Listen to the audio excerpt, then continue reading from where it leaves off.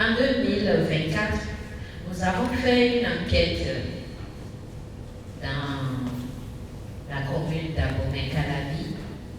Le taux de sujets présentant des signes dépressifs était élevé.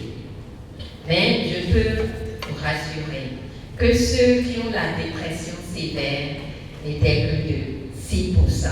Dans le cadre de la mise en œuvre de ce plan d'action stratégique 2025-2029, la Jeune Chambre internationale Cotonou-La Doyenne a procédé ce samedi 28 juin 2025 dans la salle de conférence de la mairie de Cotonou au lancement de son projet intitulé Santé mentale pour tous. Un projet dont la vision est déclinée par le président de la JCI Cotonou-La Doyenne, Iris Agmonté. De plus en plus, vous allez remarquer autour de vous, dans nos environnements respectifs, des gens qui ont l'air d'aller bien, mais qui au fond ne se sentent pas bien, ne se sentent pas épanouis, ne sont pas heureux et ne savent pas pourquoi ça ne va pas. C'est dans ce questionnement que nous avons compris qu'il n'y a pas que la santé physique qui compte, il y a également la santé mentale, la santé de l'esprit qui compte. C'est pour ça que nous avons réfléchi.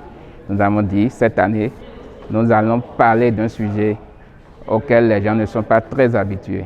Notre mission, c'est d'inviter les spécialistes de la question de la santé mentale à se prononcer, à expliquer à la grande partie de la population comment fonctionne notre corps, comment fonctionne notre esprit, pour que quand nous avons des alertes, des signaux, nous puissions savoir qu'il y a des soucis et qu'ensuite nous puissions savoir à qui nous adresser pour vite résoudre ce problème.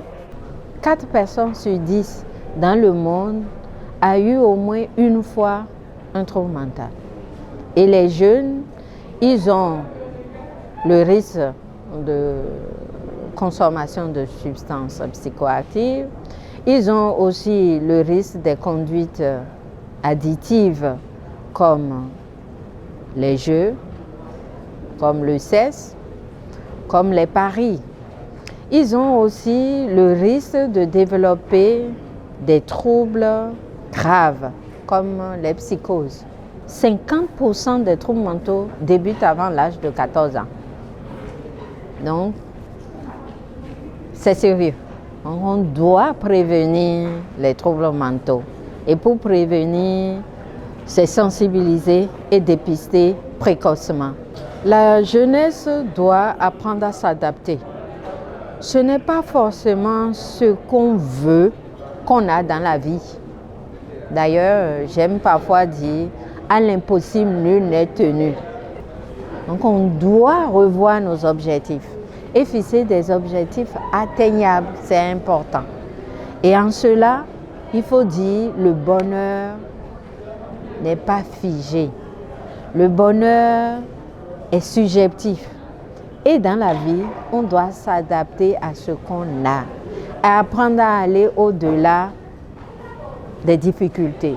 Adélaïde Kokoronye, responsable du projet Santé mentale pour tous, nous parle des activités qui vont meubler la suite de la mise en œuvre du projet.